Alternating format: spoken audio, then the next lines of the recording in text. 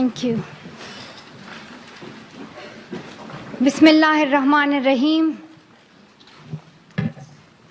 In the name of God, the most beneficent, the most merciful. Honorable UN Secretary General, Mr. Ban Ki-moon, respected President General Assembly, Vok Yaramich, Honorable UN Envoy for Global Education, Mr. Gordon Brown, respected elders, and my dear brothers and sisters, Assalamu alaikum. Thank you. Today, it is an honor for me to be speaking again after a long time. Being here with such honorable people is a great moment in my life. And it's an honor for me that today I'm wearing a shawl of Benazir Bhutto Shahid. I don't know where to begin my speech. I don't know what people would be expecting me to say. But first of all, thank you to God, for whom we all are equal.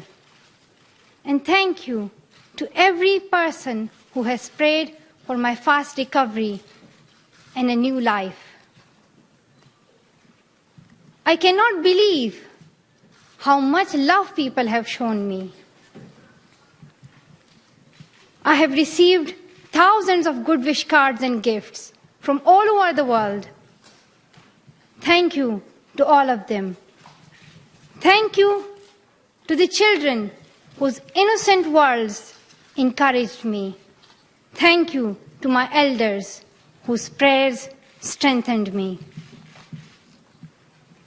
I would like to thank my nurses, doctors, and the staff of the hospitals in Pakistan, in the UK, in the UAE government, who have helped me to get better and recover my strength. I fully support Mr. Ban Ki-moon, the Secretary General, in his Global Education First initiative, and the work of the UN Special Envoy, Mr. Gordon Brown, and the respected President General Assembly, Vok Yaramich. I thank all of them for their leadership that they continue to give. They continue to inspire all of us to action. Dear brothers and sisters, do remember one thing. Malala Day is not my day.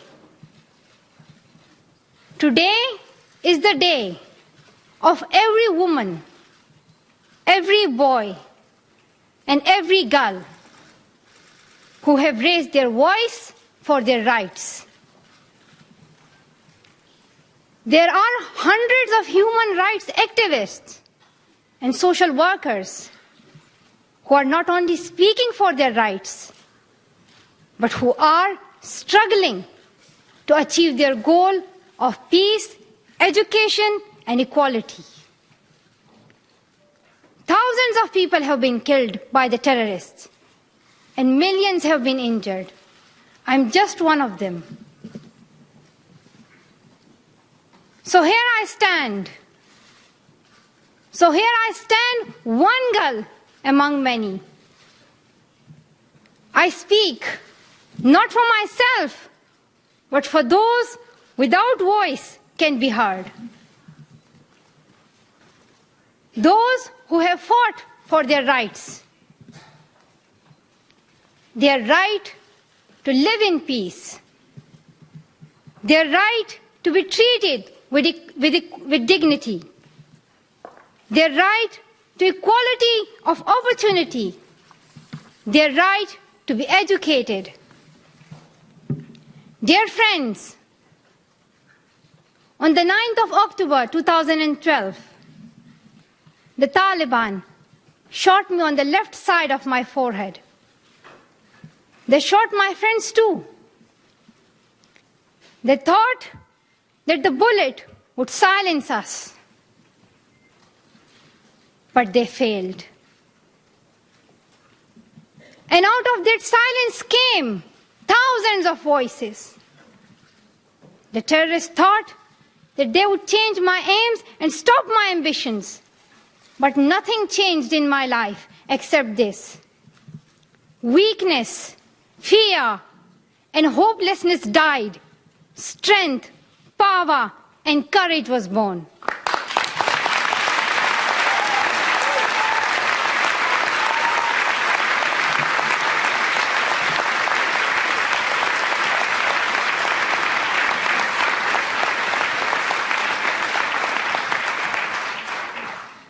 I am the same Malala.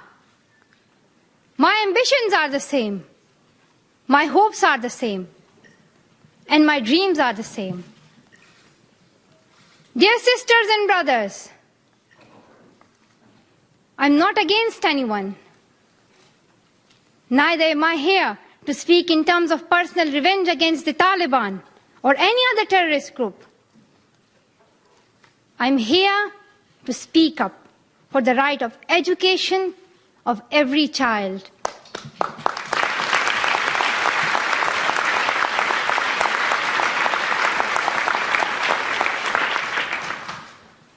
I want education for the sons and daughters of the Taliban and all the terrorists and extremists.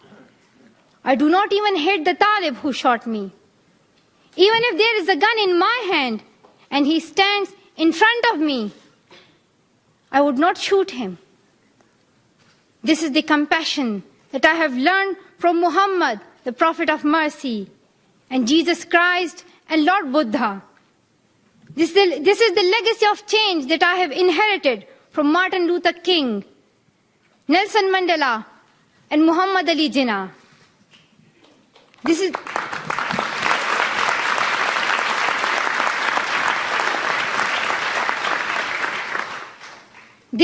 the philosophy of non-violence that I have learned from Gandhiji, Bacha Khan, and Mother Teresa. And this is the forgiveness that I have learned from my father and from my mother. And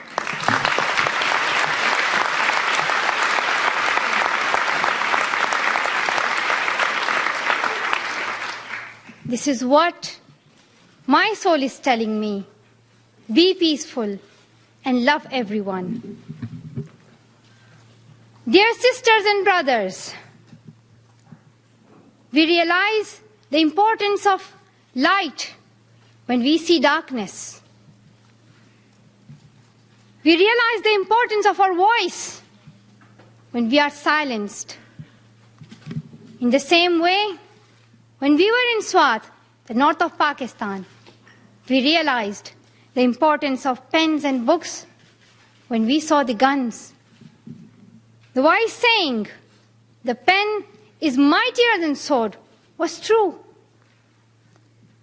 The extremists were and they are afraid of books and pens. The power of education frightens them. They are afraid of women. The power of the voice of women frightens them. And that is why they killed 14 innocent students in the recent attack in Quetta. And that is why they killed female teachers and polio workers in Khyber Pakhtunkhwa. That is why they're blasting schools every day. Because they were and they are afraid of change, afraid of equality that we will bring into our society. And I remember that there was a boy in our school who was asked by a journalist, "Why are the Taliban against education?" He answered very simply by pointing to his book. He said, "A Talib doesn't know what is written inside this book."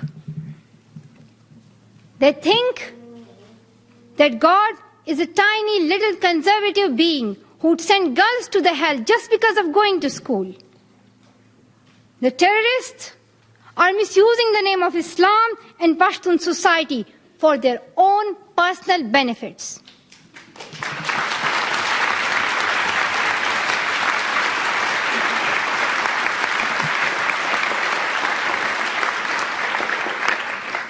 Pakistan is a peace-loving democratic country.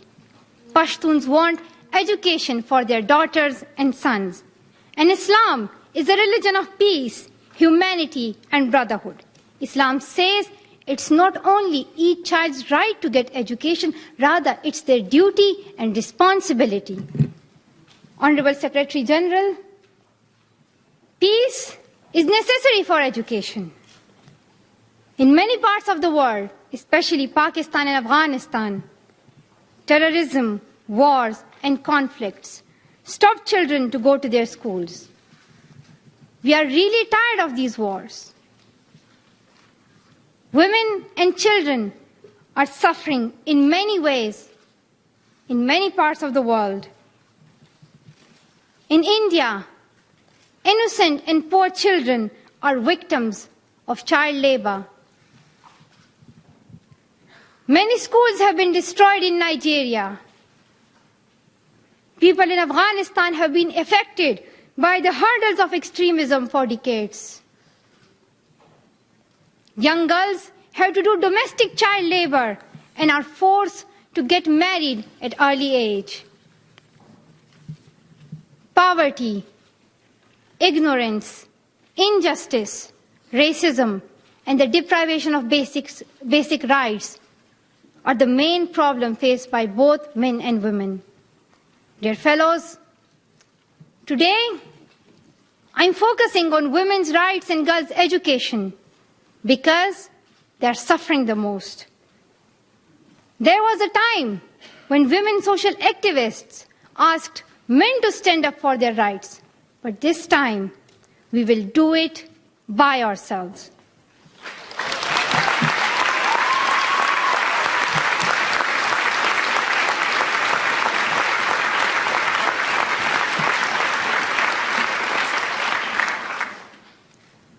I'm not telling men to step away from speaking for women's rights. Rather, I'm focusing on women to be independent, to fight for themselves. So, dear sisters and brothers, now it's time to speak up. So today, we call upon the world leaders to change their strategic policies in favor of peace and prosperity.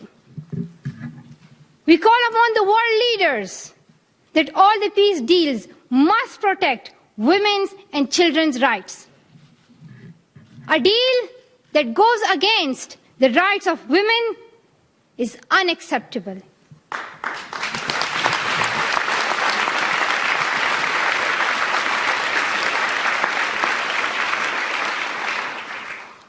We call upon all governments to ensure free compulsory education all over the world for every child.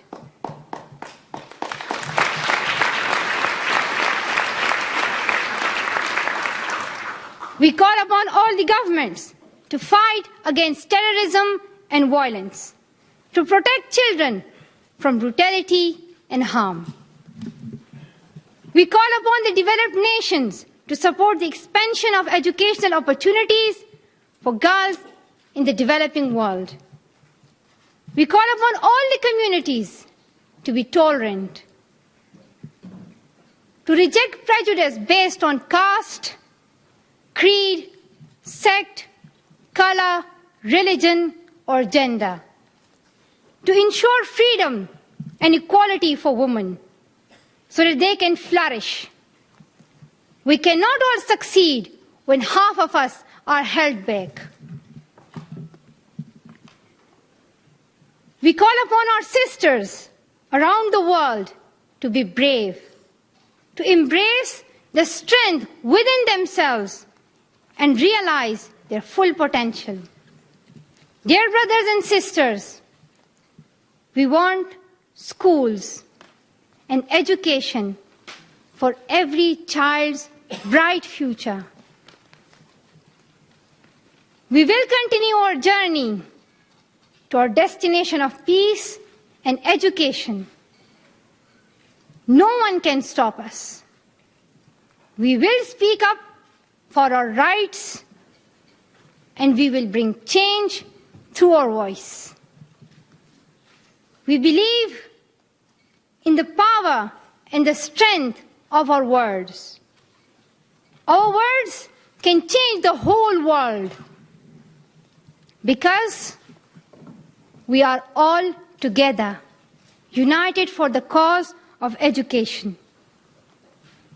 And if we want to achieve our goal, then let us empower ourselves with the weapon of knowledge, and let us shield ourselves with unity and togetherness.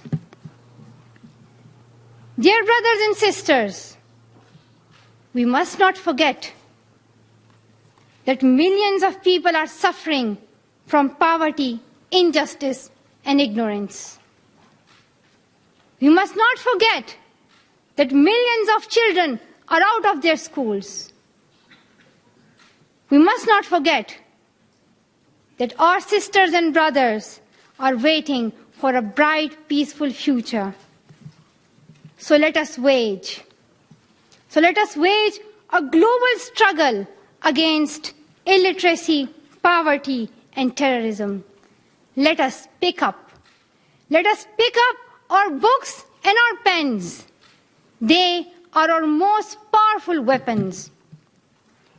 One child, one teacher, one book, and one pen can change the world. Education is the only solution. Education first. Thank you.